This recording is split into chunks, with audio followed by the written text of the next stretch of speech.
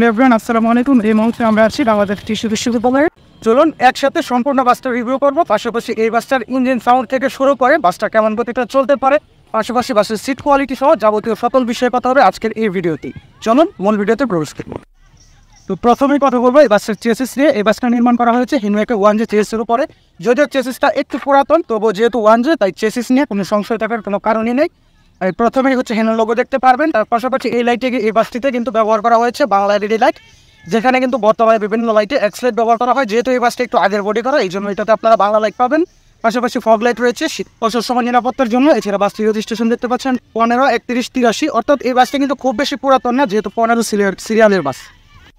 বাসের সামনের দিকটা আপনারা দেখলেন। এবার চলুন আপনাদেরকে সম্পূর্ণ বাসটা ঘুরিয়ে দেখাবো বাহির থেকে অবশ্যই, এরপরে আমরা ভিতরে প্রবেশ করছি। প্রথমে দেখতে পাচ্ছেন যেটা বলেছিলাম, বাসটি হিনওয়েকে 1J চেসিসের উপরে নির্মাণ করা হয়েছে। এই বাসটার সামনের এবং পিছনের চাকায় কিন্তু আপনারা সেমি ইলেকট্রিক্যাল লিফট স্প্রিংয়ের সাসপেনশন পাবেন।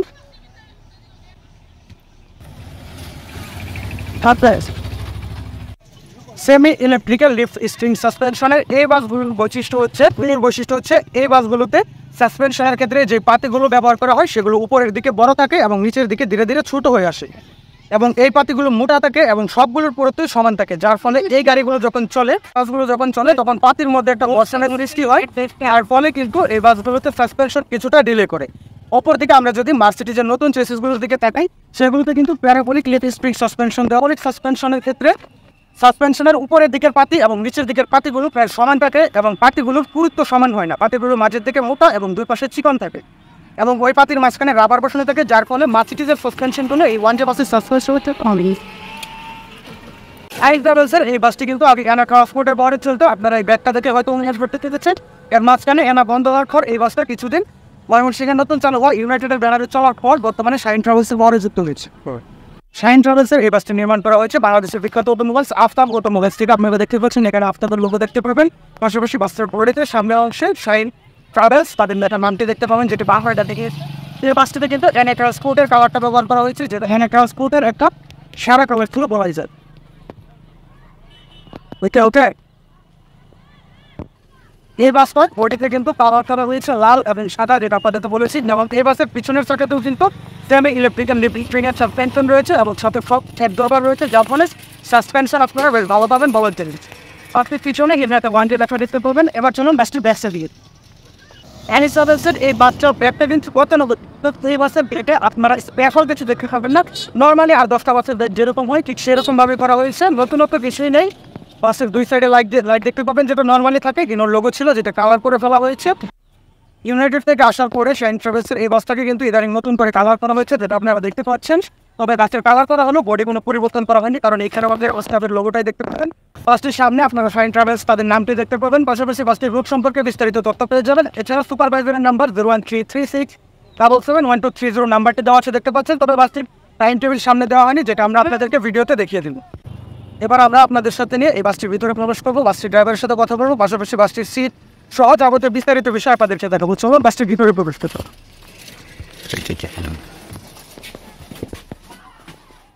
বাসটির ভিতরে প্রথমে আমরা কথা বলবো বাসটির ড্রাইভার কামরুল ভাইয়ের সাথে। কামরুল ভাই, আপনাদের সার্ভিস। আসসালামু আলাইকুম ভাই। জি ওয়ালাইকুম আসসালাম ভাই আমাদের সার্ভিসটা নতুন সার্ভিস, আপনার বৃহস্পতিবার থেকে উদ্বোধন হবে। ভালোচুরি থেকে প্রথম টিউরে আমরা যাব। তো ইনশাল্লাহ আপনাদের সকলের আরামদায়ক ও নিরাপদ ভ্রমণের জন্য শাইন ট্রাভেলস নতুন একটি সার্ভিস চালু হচ্ছে। সকলকেই ভ্রমণ করার জন্য নিমন্ত্রণ রইল। ওকে ভাই, ধন্যবাদ।